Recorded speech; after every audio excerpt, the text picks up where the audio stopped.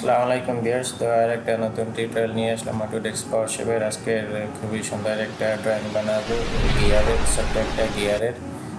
তো আসুন শুরু করি, আমরা দেখি কিভাবে বানানো যায়। তার আগে যদি আপনি আমার এই চ্যানেলে নতুন হয়ে থাকেন তাহলে অবশ্যই আপনারা আমার এই চ্যানেলটি সাবস্ক্রাইব করে দেবেন এবং ঘন্টার বেল আইকনটি অন করে রাখবেন, যাতে পরবর্তী ভিডিও নোটিফিকেশন সবার আগে সর্বপ্রথম পেয়ে যান। আর আমার এই চ্যানেলে আপনার বিভিন্ন ধরনের ভিডিও আছে। টেলক্যাম পাওয়ারশেপ 2016 সেই সফটওয়্যার ভার্সনের ড্রয়িং আছে এবং পাওয়ার মিলের ভিডিও আছে, ইউটিউব ভিডিও আছে, ফেসবুকের ভিডিও আছে, সলিডওয়ার্কের ভিডিও আছে এবং এই অটোডেস্ক পাওয়ারশেপ 2020 এগুলোর ভিডিও আছে।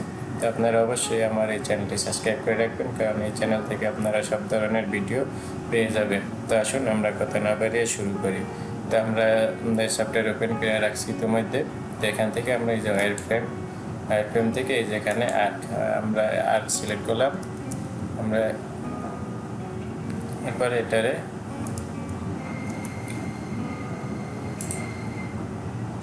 জিরোতে বসাই দিলাম, এন্টার করলাম। এরপর এটার উপরে ডাবল ক্লিক করার পর এটার আমরা ডায়ামিটার সিলেক্ট করবো এখান থেকে, আর এটা ডায়ামিটার দিব 41.4। এরপরে ওকে দেওয়ার পরে এটা আমরা একটু বড় করে নিই। এরপরে আমরা আর একটা আর্ক নেব। এরপরে এই সেন্টারে আমরা এটারে বসাই দিলাম। এরপরে আপনার এটার উপরে ডাবল ক্লিক, এবার এখান থেকে ডায়ামিটার সিলেক্ট। এরপরে আমরা এটার ডায়ামিটার দেব 32.6। ওকে। এরপরে আমরা এখান থেকে এই যে লাইন থেকে সিঙ্গেল লাইন, এরপরে আমরা এই সেন্টার পয়েন্ট থেকে এই যে এদিকে একটা লাইন নিলাম। এটা সিলেক্ট আছে, সিলেক্ট থাকা অবস্থায় আমরা এটা এদিকে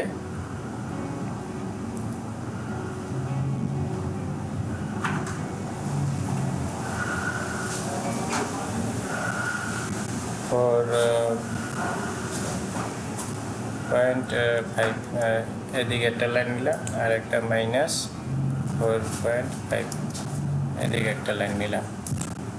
ঠিক আছে, লাইন নেওয়ার পরে আমরা এখন এখান থেকে 4.5 মিলি রেডিয়াসের এই যে ওয়্যার ফ্রেম, এখান থেকে যে প্লেটে যাওয়ার পর এটা রেডিয়াস 4.5 এন্টার করলে এখানে আমাদের রেডিয়াস লেগে দেব। এটাই যে আমরা ভিতরের দিকে এই যে এখানে এবং এই যে এই জায়গায় এইভাবে আমরা আর্ক লাগাই নিলাম। ঠিক আছে, 4.5 রেডিয়াস লাগাই নিলাম।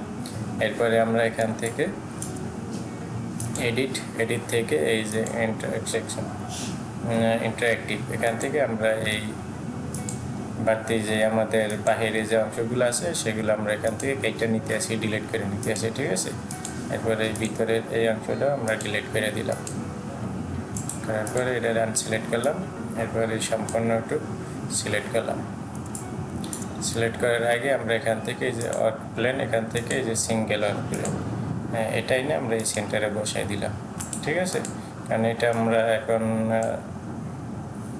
এখান থেকে এই যে প্যাটার্নে যাব, সার্কুলার প্যাটার্ন, সেজন্য আমাদের এই সার্কেল বসাইতে হবে। কারণ এই সার্কেল এটা যে 0 পয়েন্ট, আর এই 0 পয়েন্ট থেকে চতুর্দিকে এটা বসবো। আর এটা যদি না দেন তাইলে আপনার সফটওয়্যারে বুঝতে পারবো না যে আপনি এটা কোথায় বসাইতে চান, কোন দিকে সার্কুলার করতে চান। তো সেই জন্য আপনার একটা সেন্টার পয়েন্ট সিলেক্ট করে দিতে হবে 0 পয়েন্ট। তো 0 পয়েন্ট থেকে চতুর্দিকে ঘুরাই আপনি যেই কয়টা দিতে চান সেটা বসবো। তো এরপরে আমরা এই যে এডিট থেকে যে প্যাটার্ন আছে, প্যাটার্নে ক্লিক করলাম, এখান থেকে সার্কুলার প্যাটার্ন। এরপরে এখান 6টা সিলেক্ট করে আছে, আমরা 8টা দিয়ে দিলাম, কারণ আমাদের হইব 8টা আমাদের যে গিয়ারের যে দাঁত আছে টিথ, সেই 8টা হইব। এরপরে আমরা এখান থেকে ওকে করে দিলাম। ঠিক আছে, ওকে করার পর আমরা এখন এই যে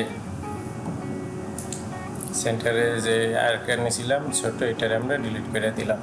করার পরে এখন আমরা এই যে এইগুলো আমাদের কাটতে হইব। ঠিক আছে, কাটার জন্য এই যে ট্রিম করতে হইব। সেই জন্য আমরা এই যে এখান থেকে যে ইন্টারঅ্যাক্টিভ এটা নিলাম, নেওয়ার পরে এগুলো আমরা এখন এখান থেকে ট্রিম করে নিতে আসি। যে আমার এইটা ডিলিট হয়ে গেছে, তো আমরা এখান থেকে ব্যাগে দিতে আসি। ব্যাগে দিয়ে এই যে এই লাইন বাহিরের থেকে আমরা ডিলিট করবো।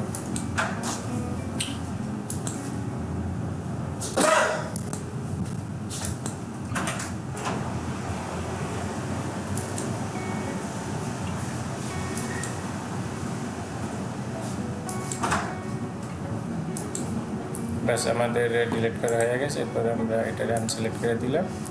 এরপরে এখান থেকে এই লাইন সিঙ্গেলটা লাইন নিয়েছিলাম এটারে আমরা ডিলিট করে দিলাম। এরপরে আবার ওয়ার ফ্রেম ওখান থেকে কম্পোজিটিভ কালার, এরপরে এটা সম্পূর্ণটা কম্পোজিটিভ করে নিলাম। এরপর এখান থেকে আইসোমেট্রিক ভিউ দিলাম। এরপরে সলিড থেকে এক্সট্রুড,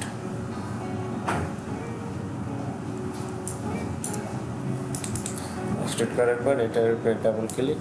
এটা আমাদের থিকনেস হইব 10 মিলি। এরপরে ওকে, খুবই ছোট্ট একটা গিয়ার ছিল। এরপরে আবার আমরা এখান থেকে ওয়ার ফ্রেম থেকে আর্ক, এই সেন্টারে একটা আর্ক নিলাম। এটা নিচের দিকে চলে গেছে, ঠিক আছে, কারণ আমাদের 0 পয়েন্টের নিচে, সমস্যা নেই। এটা আমরা 14 মিলি হইব, তো আমরা 7 মিলি এখানে রেডিয়াস দিলে ডায়ামিটার 70 হইব। এরপরে আমরা এখান থেকে সলিডে যদি যাই, সলিডে যাওয়ার পর এটার আমরা এখানে এক্সট্রুড করে দিব যেদিকে উপরের দিকে আইসে। এরপর এখান থেকে যদি আমরা এটার ইন্টারসেকশন করে দিই, তাহলে আমাদের এই যে গিয়ার কিন্তু অলরেডি হয়ে গেছে, ঠিক আছে, তৈরি হয়ে গেছে।